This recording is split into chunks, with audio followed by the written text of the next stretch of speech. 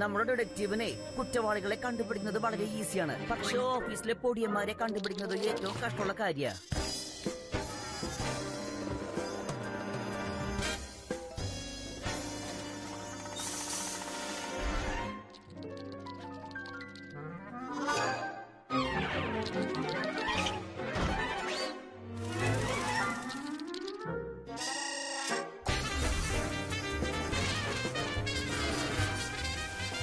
ഇവന്മാരെ ഒരു വഴിയാക്കുന്നത് വരെ ഇവർക്ക് സ്വസ്ഥമായിരിക്കാൻ കഴിയില്ലെന്നേ. ഇവരുടെ കാര്യാകെ പോക്ക. എന്റെ അടുത്ത് നിങ്ങൾക്ക് രണ്ടുപേർക്കും വേണ്ടി ഒരു പണിയുണ്ട്. മിസ്റ്റർ ഇന്ത്യ എന്ന് പറയുന്ന ഒരു കൂട്ടുകാരൻ എന്റെ ഓർമ്മയിലുണ്ട്. കുർത്തക്കേടൊക്കെ ഞാൻ ചെയ്തിട്ട് അവനാണ് ചെയ്തതെന്ന് പറയും. ഇതൊക്കെ ചെയ്യുന്നത് ഞാനാ, പക്ഷെ ചീത്തപ്പേര് കിട്ടുന്നത് അവനാ. പക്ഷെ ഇപ്പൊ എല്ലാം തിരിച്ചാ നടക്കുന്നേ. ഇപ്പൊ ഞാൻ എന്തൊക്കെ പറഞ്ഞു അതെല്ലാം ഞാനാ ചെയ്യുന്നത്. ഞാൻ പറയാത്തതെല്ലാം വേറെ ആരൊക്കെയോ ചെയ്യുന്നുണ്ട്. മിസ്റ്റർ ഇന്ത്യ ശരിക്കും ഉള്ളതാ. എന്നെ ഒന്ന് ഹെൽപ്പ് ചെയ്യാവോ? കൂടുതലൊന്നും ആലോചിക്കാതെ. ഞാൻ നിങ്ങൾക്ക് മുഴുവനായിട്ട് 100 രൂപ തരാം. അപ്പൊ നമുക്കിത് കൊണ്ട് പൂച്ചുമരുന്ന് വാങ്ങാല്ലേ? ഇതാണ് ജോണി, എന്റെ ബേബി സിറ്ററാ. ഇവര് സിറ്ററാണോ അല്ലെങ്കിൽ ബട്ടറാണോ എന്ന് ആർക്കറിയാം. ഇവിടെ എന്തൊക്കെ വിചിത്രമായിട്ട് സംഭവിക്കുന്നു അതെല്ലാം ഇവരോട് പറയാ. നീ എന്താ വിചാരിച്ചു വെച്ചിരിക്കുന്നത്? നീ പറയുന്നതെല്ലാം ഇവര് വിശ്വസിക്കുന്നതാണോ? മിസ്റ്റർ ഇന്ത്യ കുക്കീസ് ജാറിലെ റിമോട്ട് ഒളിപ്പിച്ചു വെച്ചു, സ്നാക്സ് കഴിച്ചു, ചെടികൾക്ക് വെള്ളത്തിന് പകരം കൂൾ ഡ്രിങ്ക്സ് ഒഴിച്ചു, എന്റെ മൊബൈൽ എടുത്ത് ടോയ്ലറ്റിലിട്ടു, എന്റെ തലമുടി വലിച്ചു പിടിച്ചു, പിന്നെ എന്റെ പാലും പിടിച്ചു വലിച്ചു. ആരോ ഫ്രിഡ്ജിലിരിക്കുന്ന എല്ലാ ഭക്ഷണവും കഴിച്ചു തീർത്തു. ആരോ തുണിയൊക്കെ രാത്രി വാഷ് ചെയ്തിട്ടു. ആരോ ഐസ് ചൂടാക്കി വെള്ളമായിട്ട് കുടിച്ചു. അത് മാത്രല്ല, എന്റെ അമ്മോ, ആരോ വിളക്ക് കൊടുത്തിയല്ലോ. മതി മതി, ഇതിൽ കൂടുതൽ എന്നെ കൊണ്ട് സഹിക്കാൻ പറ്റില്ല. ഞാൻ ഈ ജോലി കളഞ്ഞിട്ട് പോവാ. എന്നെ എതിർത്ത് സംസാരിക്കുന്ന കുട്ടികളെ എനിക്ക് ഇഷ്ടമേ അല്ല. അയ്യോ പാവം, ഇവര് ദേഷ്യപ്പെട്ടാണല്ലോ പോകുന്നത്.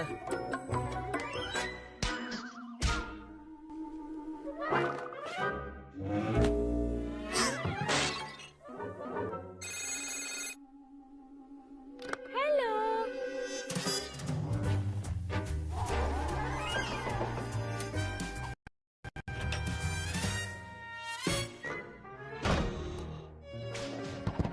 വിഷമിക്കല്ലേ ടോം. കൂട്ടിട്ട് വെച്ചിരിക്കുന്ന നിന്റെ തലച്ചോറ് ഈ താക്കോൽ വെച്ചൊന്ന് തുറക്ക്. ഇതാ ഞാൻ വന്നിരിക്കുന്നു. എന്റെ പേര് മിസ്റ്റർ റെഡ്ഡിയ. ഞാൻ കുസൃതി കാട്ടുന്നത് എന്റെ ജോലിയിലാണ്. ഇപ്പൊ എല്ലാരും എനിക്ക് കൈതരാലോ അല്ലേ? കൈതരൂ. ഇപ്പൊ എന്തിനാ എന്നെ ഇങ്ങനെ നോക്കുന്നേ?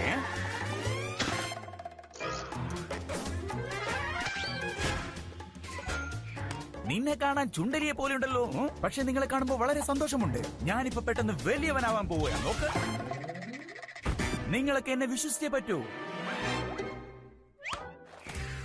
അതെന്തെന്ന് വെച്ചാൽ ഞാനാണ് മിസ്റ്റർ ഇന്ത്യ. നിങ്ങൾ ഒരിക്കലും എന്നെ വിശ്വസിക്കാതിരിക്കാൻ പാടില്ല.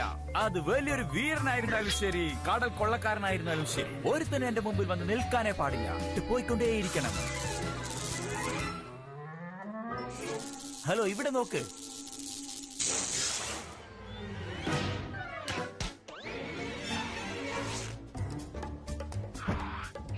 വെറുതെ എന്നെ അടിക്കാൻ നോക്കണ്ട. അവസാനം ആ അടി നിന്റെ മേൽ തന്നെ വീഴും.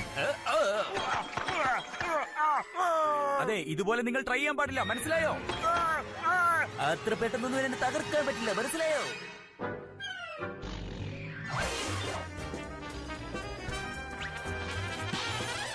എനിക്കൊരു പുട്ടും കടലക്കറിയും ഒരു കാപ്പിയും.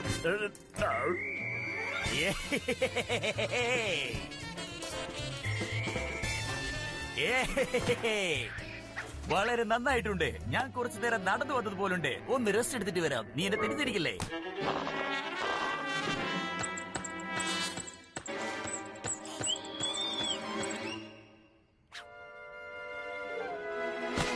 പോലീസിലെടുത്താണോ നിങ്ങളുടെ കളി? ഞാൻ ആരാണെന്ന് കാണിച്ചു തരാം. എത്രയും പെട്ടെന്ന് ആർമി അയക്കോ. ചെന്ന് പിടിക്കാമാരെ.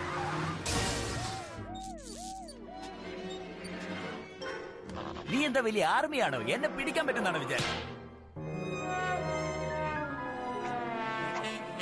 ഞാൻ നിന്നെ അറസ്റ്റ് ചെയ്യാതെ ഇവിടെ നിനക്ക്.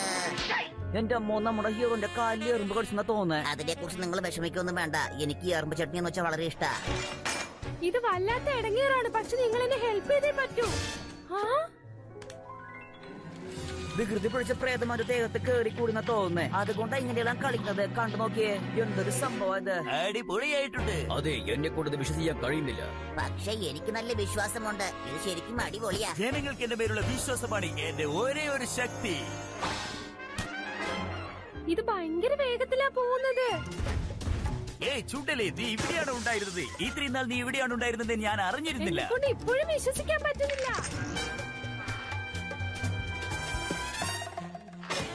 നിങ്ങൾ സ്വാതന്ത്ര്യരായി. ഞങ്ങൾ അകത്തിരിക്കുന്നതാണ് ഞങ്ങൾക്ക് സേഫ്റ്റി എന്ന് തോന്നുന്നു.